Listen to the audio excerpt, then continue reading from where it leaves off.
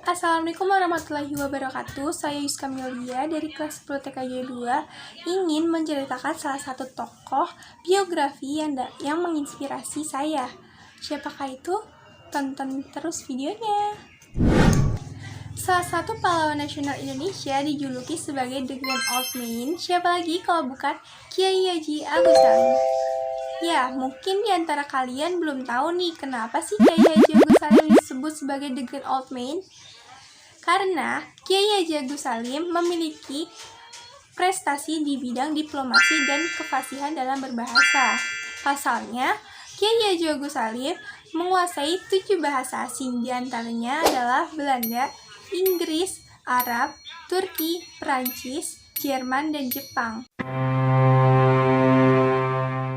Kiai Haji Agus Salim lahir di Koto Gadang, Sumatera Barat pada tanggal 8 Oktober 1884 dengan nama Masyhudul Haq, yang artinya pembela kebenaran. Ia merupakan putra dari Sultan Muhammad Salim, seorang jaksa dan hakim di kolonial Tanjung Pinang.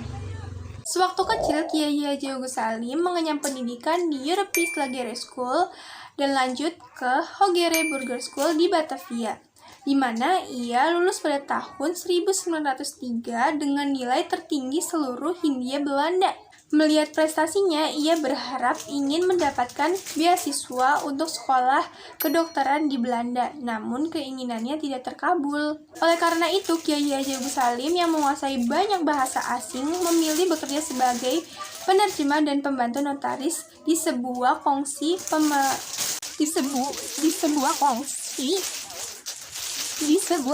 pertambangan di Indragiri Riau.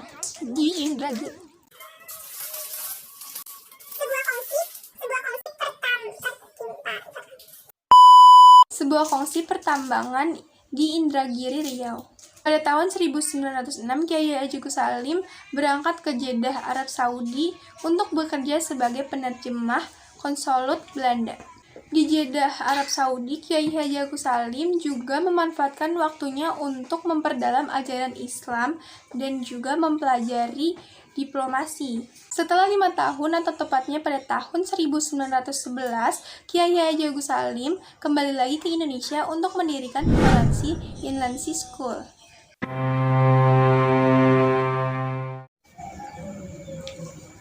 Kiai Haji Agus Salim menekuni dunia jurnalistik sejak tahun 1915 dengan menjadi redaktur harian Neraca.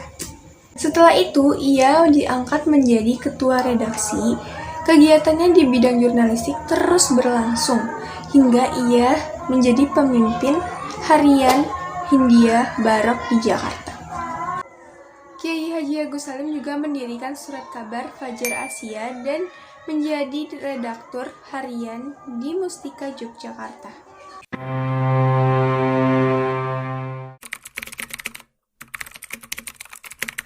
Pada tahun 1915, Kiai Haji Agus Salim bergabung dengan Djoko Aminoto dan Abdul Muiz dalam organisasi Sarekat Islam.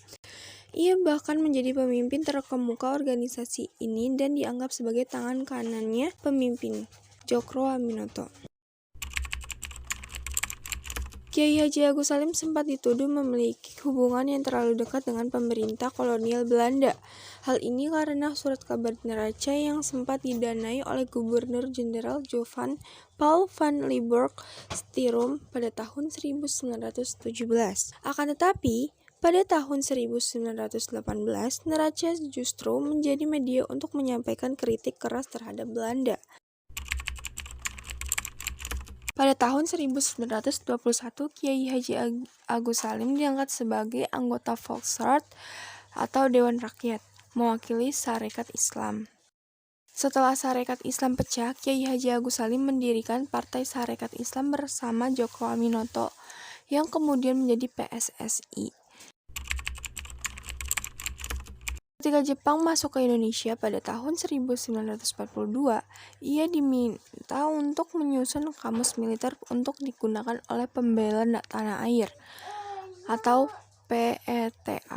Setelah itu, Agus Salim ditunjuk untuk menasihati para pemimpin Indonesia seperti Soekarno, Muhammad Hatta, dan Ki Hajar Dewantara yang bertanggung jawab atas Pusat Tenaga Rakyat atau PUTERA. Pada Maret 1945, Kiai Haji Agus Salim ditunjuk sebagai anggota Badan Penyelidik Usaha Persiapan Kemerdekaan Indonesia atau BPUPKI. Ia juga menjadi anggota Panitia 9 yang bertugas untuk menyusun dasar negara. Karir politik Kiai Haji Agus Salim terus berkembang, di mana ia sempat dipercaya sebagai anggota Dewan Pertimbangan Agung DPA sampai Maret 1946. Pada masa Kabinet Syahrir, Kiai Haji Agus Salim dijadikan Wakil Menteri Luar Negeri yang memiliki misi diplomatik Indonesia di luar negeri. Ia memimpin delegasi Indonesia dalam Konferensi Hubungan Asia di New Delhi, India sejak Maret hingga April 1947. Setelah itu, Kiai Haji Agus Salim memegang jabatan sebagai Menteri Luar Negeri untuk beberapa kabinet Indonesia. Ketika Belanda sedang melancarkan agresi militer II pada tahun 1948, Kiai Haji Agus Salim masih menjabat sebagai Menteri Luar Negeri dalam Kabinet Hatta I.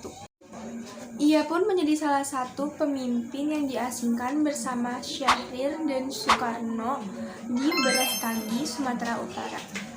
Sekembalinya dari pengasingan, Kiai Haji Agus Salim kembali bertugas sebagai Menteri Luar Negeri dalam Kabinet Hatta II. Tugas diplomatik yang terakhir ia jalankan adalah delegasi Indonesia dalam konferensi meja bundar di Den Haag, Belanda pada akhir tahun 1949. Setelah tidak bertugas lagi di pemerintahan, Kiai Haji Agus Salim mengundurkan diri dari dunia politik pada tahun 1953 dan kembali lagi menulis. Pada tahun 1953, Kiai Haji Agus Salim menulis buku yang berjudul Bagaimana Takbir Tawakal Tauhid Harus Dipahamkan, yang kemudian diubah menjadi keterangan filosofi tentang tauhid, takbir, dan tawakal. Pada tahun 1954, Kiai Haji Agus Salim meninggal dunia di Jakarta dan dikebumikan di Taman Makam Pahlawan Kalibata.